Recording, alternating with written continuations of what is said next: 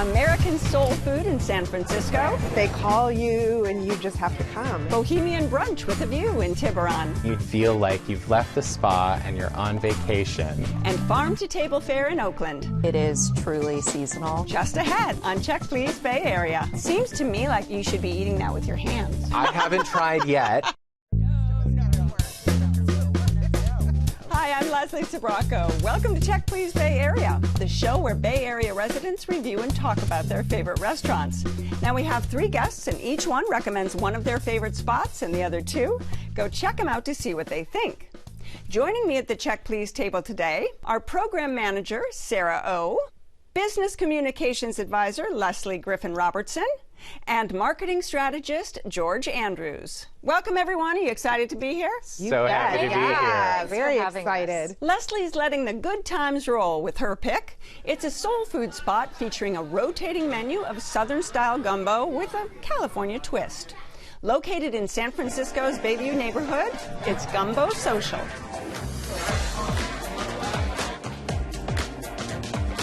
don't think I've ever had gumbo like that. It is so good. My eyes are rolling to the back of my head. Huh. So good.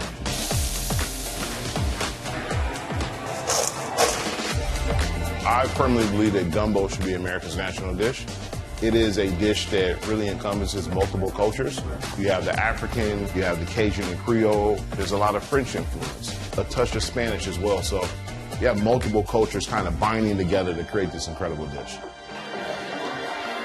We're here at 5176 3rd Street out in Bayview. I wanted to use Gumbo Social as an opportunity to bring folks to this neighborhood to see a different part of San Francisco that they normally don't see. It's a place where I'm from. It's a place that I think deserves to have light shined on it in regards from a culinary standpoint. I'm heavily opinionated when it comes to gumbo.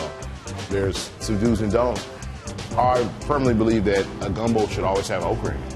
Got the chicken in there, the okra, I like the long pieces, not the chunk. Sausage in there for sure. This is amazing.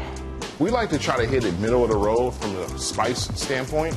We want to be able to tickle the palate a little bit, but not be too spicy. Out of 10, what do you score it? 10 out of 10? If you don't want Mr. Gumbo to come to your house, please don't put corn in your gumbo. It is against the law. Penal Code 779825. I'll come arrest you. Citizens arrest. One of the things we love to do at Gumbo Social is host a great party. And so we are bringing in folks to do a gumbo tasting. We have 5 different gumbos for people to try. I'm here to eat. Got a pork gumbo with fried chicken. The new one, the Gumbos the Herbs. Yeah. And then folks actually get to vote on what their favorite gumbo is. My mom, she's a person that really taught me how to cook. She's always kind of coming through, spot checking the gumbo, making sure that the seasonings are on par. Now this is gumbo. And then just helping me push the boundaries of the food. One of the things that we focus on is being really versatile. So we do events, catering, farmers markets are like a really great home base for us. One of my favorite pieces is people who haven't had gumbo in a long time, taste it, and then it's kind of that look.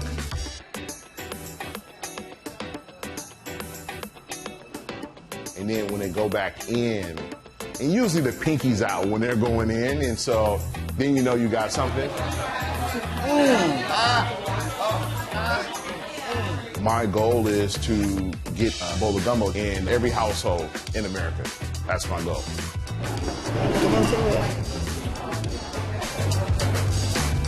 So now, Leslie, gumbo is pretty specific. Are you a gumbo lover because of traveling or just that you love the flavor? I love the flavors. I love spice. I love things that at their very best take a couple days to really come into themselves. I get the classic gumbo. Chicken and sausage and the holy trinity, which is celery, onion, and bell pepper, that just makes it this incredibly dense, rich bed of flavor. The gumbo was so fantastic, savory and rich and herbaceous, a lot of thyme in there, very generous on the chicken and the sliced sausage. The only thing I was missing was a little bit more okra, but I would have it any day of the week. Now, are you an okra lover? I'm an okra lover. I didn't have that thought though when I had the gumbo, but I also loved it. It's just spicy enough. And I loved the classic presentation of the rice. It was just, like very elegant, but no fuss, a mound of rice in the middle. I got the small and wished I had gotten a large. They sell it in a quart size, and you can take it home, and I will say it freezes beautifully as well. Like if you can't get to Gumbo Social for your gumbo, you can actually pack it up and have it later. I wish it came in gallons. It was that good. It really was. It really is. I usually get the shrimp po' boy on the side. That is just scrumptious. Very generous serving of shrimp, delicious sauce, comes on a nice soft roll.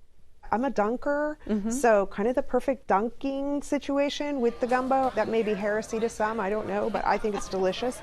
I had to get the hoe cake, which was delicious to eat with the gumbo.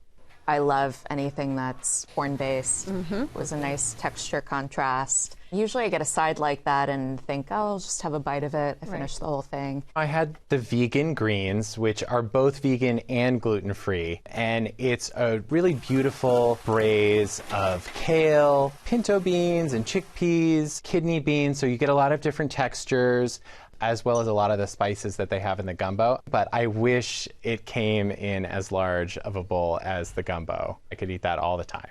So every once in a while I get an email from Gumbo Social, and this one was the siren song of the dirty fries, which is something that's, I gather, not always on the menu. And oh my goodness, you guys, they're really good fries smothered in a cheese situation that is more than just cheese. I think maybe the configuration of it is a little bit secret. And despite having consumed a bowl of gumbo, an entire shrimp po' boy, then out come the dirty fries, and my husband and I went at those two. You didn't happen to be there for that hat trick, did you? No, I missed out on that. Siren fries? Is there just something just that they call you and you just have to come. It was the way they were described in the email. Pull you down was like, into the ocean. come to me. Yeah, exactly. And my husband and I agreed that they were worth the drive. And did you have any dessert? I did take home a slice of lemon pound cake. Okay, you looked at me so funny. You looked at me like, I did it. Yes, yeah, I did. And it had a really delicious, intense lemon flavor. Great icing, not too sweet, but beautifully soft pound cake. I have not ever had the pound cake, but I must put in a word on the untraditional dessert of the Brussels sprouts, which are crispy fried with some apple. Oh, these things are phenomenal. If you're a Brussels sprouts for dessert kind of person, which I'm really not, but I can tell you that I know a lot of those people. Yeah, me neither. But they are highly recommended. Absolutely delicious. And this is a casual place, right? Yeah, very casual, very comfortable. They had good music on. Great art on the walls too. There's some really nice iconic pictures of jazz artists and historic figures. So did you get good value out of this place? Absolutely. Talk about a substantial, hearty, satisfying meal that is not going to impact your wallet. And you're going to go back, George, and bring home more? I'm definitely going to hit up the farmer's market. We'll see. If I'm in the neighborhood again, though, I'm going to swing by. Well, if you would like to try Gumbo Social, it's located on 3rd Street in San Francisco. The average tab per person without drinks is around $30. George's favorite brunch spot is all about location, location, location. He's spent many a Sunday there, sipping Pimm's cups, lounging on the patio, and soaking up the stellar bay views. Commanding a prime spot on the docks of Tiburon, it's the Bungalow Kitchen. The Bungalow Kitchen by Michael Mina. We want to feel like a clubhouse, we want the community to come over, relax with us, indulge in our coastal Californian cuisine and wonderful sips as well. Our brunch menu, it's a 2-course prefix. You have about 10 options for your appetizers and equal amount for your entrees. We have an open fire grill. It's oak wood that we feed throughout the night to provide that flavor for our steaks. We have an array of seafood. We have tuna, sea bass, branzino. We fly in fish from Japan. Our sushi chef, Chef Yama, will call up the market in Japan and see whatever he can get as fresh as possible and arrive here overnight. This rice I buy from Japan too. The lobster pot pie, it's a Chef Mina classic dish, a dome puff pastry, and then we'll crack it table side, place it on the bottom, and then rebuild that lobster for you. We love to do that extra detail. We want to show the guests what we do in the kitchen, to say this is what we have and why, and the story. And it's just the beautiful, I would say like a symphony, just all working together, you know. Thank you so much. We want to create an atmosphere where it's relaxing. You get to just take a quick ferry ride over. You get the breeze, you get the warmth. As foggy as it may be in the city, it's always sunny in Tiburon. Now, George, you live in the city, right? I do. So you get foggy sometimes, and is that why you're so drawn to sunny Tiburon? It is. It's like a mini vacation, and that's why it's so perfect to go for brunch. You get into your nice big easy chair on the patio. Everything's kind of these muted coral and sage green tones, and you just feel like you've left the spa and you're on vacation and you're ready to have a cocktail. So the first thing that I get is the Pim's cup. I love something that's herby. I love something that's gin-based, a little fizzy, but you know, it's not too potent, so you can have a few and you're just relaxing. It's like time has stopped. All right, you got Pim's cup in hand. What is the first thing you order? The first thing that I like to order is the butter lettuce and hearts of palm salad, and it comes out on this big long tray, and you think that they're bringing it to someone else because there's no way this whole salad could be just for me. It's velvety soft butter lettuce cups with broca avocado and the sliced hearts of palm, segmented grapefruit, and it's just a wonderfully refreshing way to start the meal. The theme for me at Bungalow Kitchen was like tableside appeal. Everything kind of has this big tableside presence. So we have sashimi grade ahi tuna. There's a quail egg on top with margarine sea salt. I had the tuna tartare to start, which is visually so lovely. You have the Asian pear, the mint, there's some sesame oil on there, chilies, all kind of chopped in these cute little piles, and someone tosses it tableside for you. It's breakfast in a show. Breakfast in a show. And there you go, Michael Mina's tuna tartare. We went for the lobster pot pie, which talk about tableside appeal. It comes out in this beautiful copper pot with, you know, the flaky crust on top. The meat was succulent and tasty. The vegetables, what I really appreciated, tasted really fresh, like someone had just chopped them and threw them in. A slight acidity. Would have been nice to kind of cut through the cream, but the sauce was really rich and it was delicious. Right. I had regrets. I saw we had already ordered, and then I saw that roll by, and I was like, oh, I missed a bet there, because it truly is stunningly beautiful. But we did order an assortment of appetizers, and our very favorite one was the jalapeno lobster toasts. Yes. They're like a rolled up kind of thing. It wasn't what I was expecting, something flat on a toast, and this was so much more than that and so much better than that. Delightful little bit of spice, but not too much. Just a really nice blend and balance. And what other dishes did you have? I had the Eggs Benedict with smoked salmon, also phenomenal. Standard Benedict in terms of English muffin and an egg and hollandaise sauce, but the addition of the smoked salmon was really nice. And it came with a side of crispy potatoes that was really, really good. I also had the steak frites, which is sort of a basic dish. It's meat and potatoes, but this one was really special. It was a filet prepared absolutely perfectly, nice béarnaise sauce, good fries. We were super happy with it. Where I've been going lately is to the oak grilled branzino.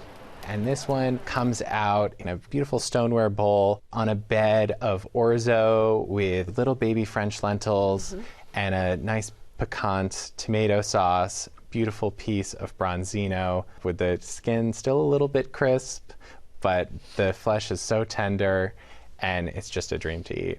I think the tip is at Bungalow Kitchen, you go and you see everything. Watch. And then you go back a second time. Yep. We were tempted by the oyster shooters that were going by. Again, just, you know, you couldn't say no. This is the way you do it. Oh, here we go. And I also had a Bloody Mary, which had the same kind of tomato-based, spicy mix that was part of the oyster shooter. For dessert, I had the espresso martini, which I cannot recommend highly enough. Not groundbreaking in terms of like special ads or anything, but in terms of just being well prepared, it was perfection. We shared the crème brûlée French toast, which to me tasted like dessert. It had the sweet inside. I didn't get too much of a crème brûlée taste, but it was still delicious and sweet and decadent. Yeah. Absolutely. And how was the service? Oh, the service was spectacular. Like you said, there was so much tableside action, and they were very, very attentive. Overall, yeah, no complaints on service at all. It was really nicely done. And you feel like this isn't every Sunday if you can. I don't go every Sunday, although I wish that I could. But yeah, it's more of like a once a month place, you know, when the fog is getting me down. Yeah. Just hop across the bridge and, you know, And treat yourself. Yeah, exactly. All right. Well, if you would like to try the Bungalow Kitchen, it's located on Main Street in Tiburon, and the average tab per person without drinks is around $85. Sarah's favorite restaurant offers the quintessential farm-to-table experience. The new California menu is driven by whatever's in season at the owner's orchards, along with other family-owned farms. Located on Oakland's Piedmont Avenue, it's Pomet.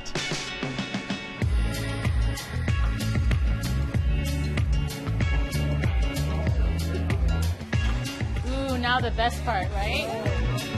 Pomet is the truest definition of farm to table when it comes to California cuisine. We have access to some of the best ingredients and some of the most unique flavors. A mustard miso dressing, avocados. I chose the name Pomet because it means orchard in an old Roman language. It also stems from the word of pomology, which is the study and cultivation of fruit and nut trees. Pomets wouldn't be here without Kalyada and James, my parents, who started the farm, K&J Orchards. Nectarines, peaches, cherries, persimmons. We get to highlight what we grow, and the kitchen gets to make even look more beautiful and taste even better than it really is in its natural form. The recipes are a culmination of the cooperation of the chef and the kitchen staff, and also a little bit input from me. Hello all! They are dishes that we remember growing up and what our parents or grandparents used to cook, and influence of many cultures. The wood that we use to cook our food here is mostly all fruit wood. It brings a little bit that earthiness to each of the plates. In a way, the tree is a full circle of life. We harvest the fruit from it, but then we use the rest of it to cook the food that is presented here at Pomet. That was really good. One of the things that Pomet does is at the end of every meal, they get to have a piece of fruit for them to experience like they just walked out of the orchard, to really enjoy as their last bite as they say thank you and we say thank you to them. Their faces when they try something and they're just mesmerized by the taste and the freshness brings me joy that we've done something right. All right, Sarah, you know, the farm to table is so overused sometimes. I mean, this really is about orchard to table. This is the real deal, isn't it? That's the perfect way of putting it. When you look at the menu, what I love is they'll feature the farm's names. It's something that it's so subtle and small, but it makes a really big difference, I think, in understanding where the food comes from. Right. I always start with the seasonal salad. It is truly seasonal, so it'll depend on what fruits are in season. I went recently and I got little gem lettuces with peaches and just a really light vinaigrette that doesn't overpower the fruit or the lettuces. You can even taste the sweetness of the lettuce. One of the best stars for me was the smashed cucumber salad. And the cucumbers are all sliced in different directions, so you kind of get some different textures, right? But they're sitting in a soy milk and sesame broth, and it's all topped with a little bit of chili oil. So I found myself trying to push away my table mates. Right. You wanted all the cucumbers. I wanted them all to myself. What about you, Leslie? Every single dish had something jazzy going on, something creative. We had the crispy duck appetizer, and we also had the duck entree. They were very different.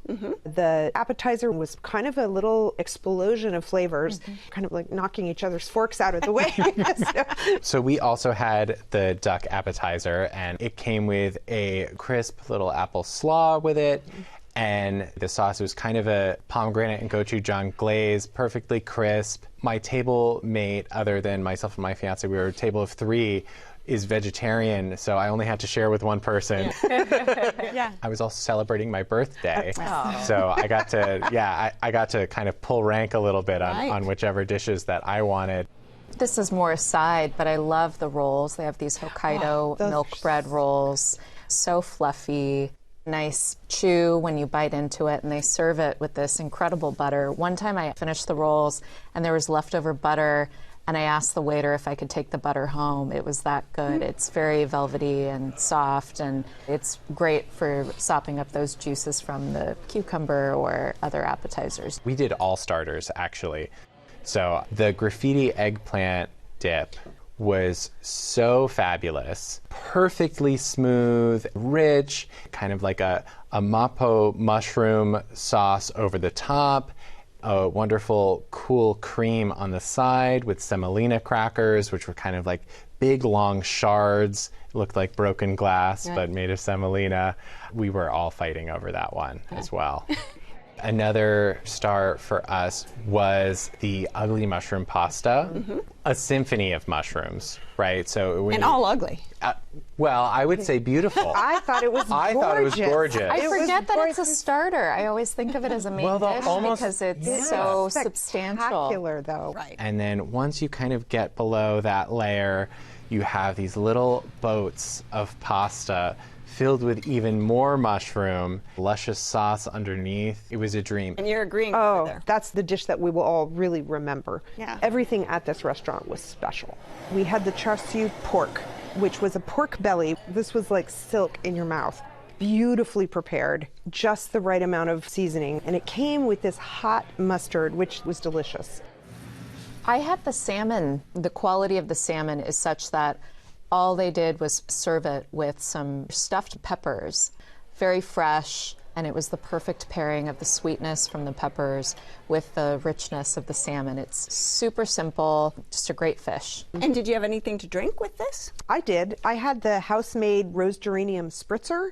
I'm an herb gardener myself, so of course I had to try that, and it was perfect. It did not beat you over the head with rose geranium. You had to get about halfway down the spritzer in order to get it, and then when it came, it was perfect. Oh, nice. Well, is it too early to talk about dessert? It never is. No. So if I could go back and just have this peach galette, I would, and it would be the only thing that I ate for the rest of my life. It was a beautiful mound of peaches sitting atop a very crisp puff pastry, beautifully pleated and studded with sanding sugar, so it's extra crisp. And then sitting above is the real star that makes it so amazing, which is the yogurt semifreddo. And as soon as it touches your tongue, it just dissipates completely, but it brought it all together. I gotta put in a word for the chocolate cake. OMG, you guys. Texturally, it was almost like a cross between pudding and cake.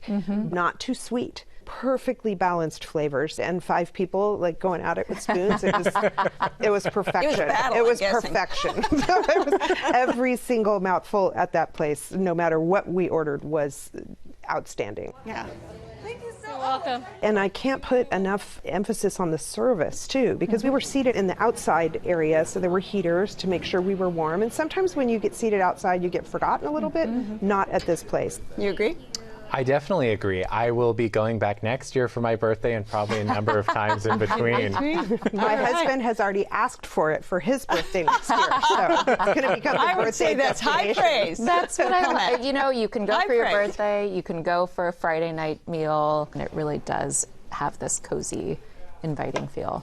Yeah. If you would like to try Pomet, it's located on Piedmont Avenue in Oakland, and the average tab per person without drinks is around $80. Looking for more Bay Area bites you've just got to try? Check out Cecilia Tries It online at KQED.org/check, please. I have to thank my incredibly articulate guests on this week's show. Sarah O, who appreciates the farm-driven menu at Pomet in Oakland. Leslie Griffin Robertson, who always takes home an extra bowl from Gumbo Social in San Francisco. And George Andrews, who pairs his branzino with bay views at the Bungalow Kitchen in Tiburon.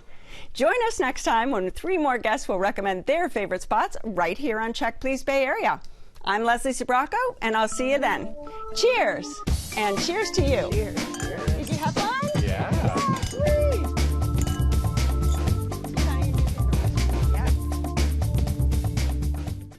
Check Please Bay Area is made possible by the members of KQED and by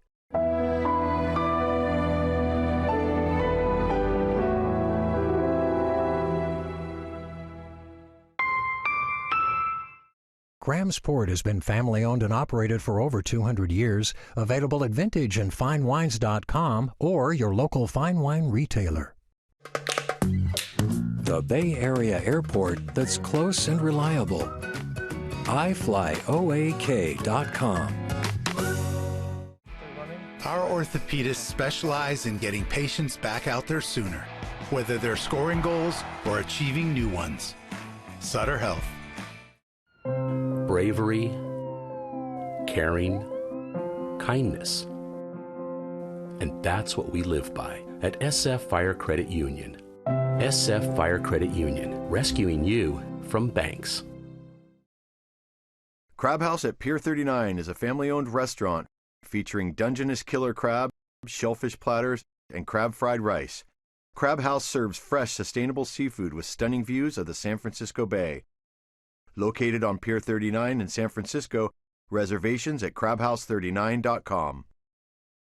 Me and Gumbo are in a heavy marriage together. Her and I, we've been seeing each other for quite some time. The social piece I thought was really important because typically when you have gumbo, you're having it with people you love and care about. So if you're having a tough day, the gumbo should ease the tension of the conversation. I've never seen anyone have a fight when a bowl of gumbo is present. Only rough arguments when who's going to get the last crab leg.